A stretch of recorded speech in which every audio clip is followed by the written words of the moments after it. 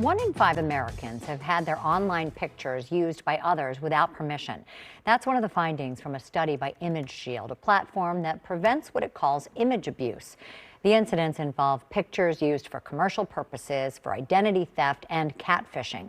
Some cases involve the sharing of intimate photos without consent. The study also found 24% of victims are women 18 to 30 years old. The most common problem reported was pictures used to impersonate an individual to commit fraud. 49% of respondents said they know someone who's experienced image abuse. And it can happen to kids as well. A new social media campaign aims to help parents protect their children's Halloween selfies the same way they inspect Halloween candy. Parents for Image Consent's national spokesperson, Kathy Pedrayas, joins us now to discuss the Safe Selfie campaign. This is so important to talk about. Thank you for being here. I want you to sort of explain this photo abuse that happens to children, because it's worse than catfishing. Well, and it's just such an invasion of privacy. That really is the mission behind Parents for Image Consent. We're a grassroots organization hoping to bring awareness to this issue, hoping to be a resource for families, around the country experiencing these issues. And the truth is, you don't know the extent of it. It could be somebody within your family, your intimate Facebook page, grandma's intimate Facebook page, that is borrowing the image, pretending to be somebody they're not. And it could, of course, as you can imagine, be much darker and much more criminal than that. And what people don't realize is, your innocent images that you think you're just uploading for fun can be manipulated in a variety of ways. And so because it's Cybersecurity Awareness Month, because it's Halloween, we're using this as a moment to remind people, as you said, the same way that you would check your kids' candy, think about the images that are going to be going up, and think about ways, that you can prevent these images from being abused. And so, we've sort of developed a couple of tools and resources and steps that I think parents will find helpful. Let's talk about those, because I don't think people realize how staggering the numbers are. 71 million pictures of people younger than 18. And I know sometimes parents are really to blame as well. I mean, we're so proud of the cute costumes and we love our kids, so we post these pictures. Tell us how to find out if they're being used in a bad way. Right. So the number one thing is you want to find out if you've lost control of these images, right? And I get that. I'm a mom, by the way. I want to upload pictures of my family all day long because they're so cute. First thing you want to do is see, do you still have control of these images? You mentioned before, Image Shield is the one who, conducted the survey.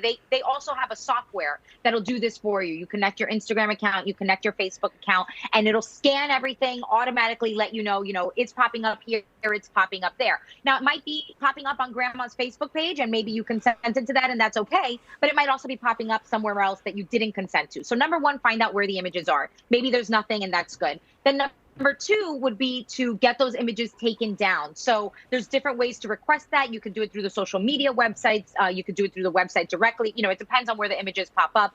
Google has a help page where you can just say, like, there's a minor in this image and I don't want it popping up on the search results. They can get those taken down for you. They're very effective that way. And also, if you have something that's maybe a little bit more extreme, non-consensual, intimate image abuse, there are ways to report that as well. So that's one thing to look for. And then the other thing that I would say is just learning how to have this conversation with your family and learning how to, talk about some of the risks about being online. There's a lot of pros, there's a lot of cons. We've actually linked a lot of these resources right on parentsforimageconsent.org, or also known as PIC. And you can see all of that. We really want people or families to think of us as the 911 for image abuse, where they can come to us when they have an issue and when they need resources to help solve their issue.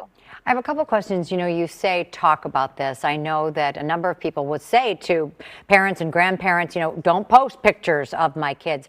But I know a lot of people who post a lot of pictures of their children. I mean, do we remind them that this could be dangerous? I mean, how much should we be getting involved in this, for other people?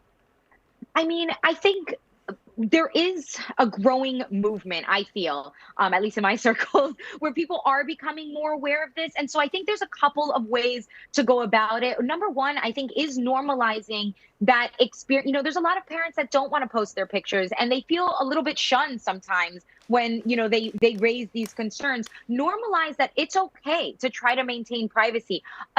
You're speaking to a social media influencer with millions of followers online. I know how to overshare without oversharing, if you know what I mean. You know, like, there's ways where you can still be active online, you can still enjoy all the things that you love to do with social media without being excessive. And there's ways to do that. For example, I post pictures of my children sometimes where I don't show the face.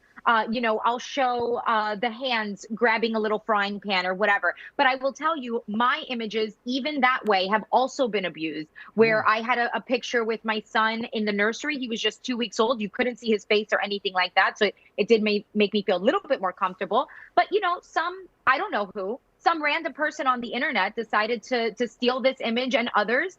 And I don't know what their plans were. Obviously, I reached out to Facebook to get it taken down. But by the way, I wouldn't have even known that that image was being abused that way if it weren't for a random person seeing it and alerting me. So I think that's the other thing. And, you know, you mentioned the survey that Image Shield did earlier with the 1 in 5 Americans experiencing this, but it's important to remember that that's what's reported, right? I mean, a lot of us just simply don't know. I didn't know. Yeah.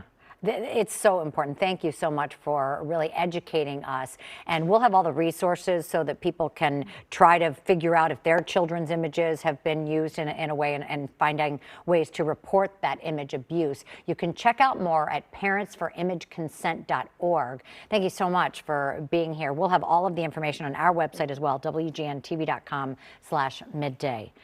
Kathy, thank you. We'll be right back. Thank you.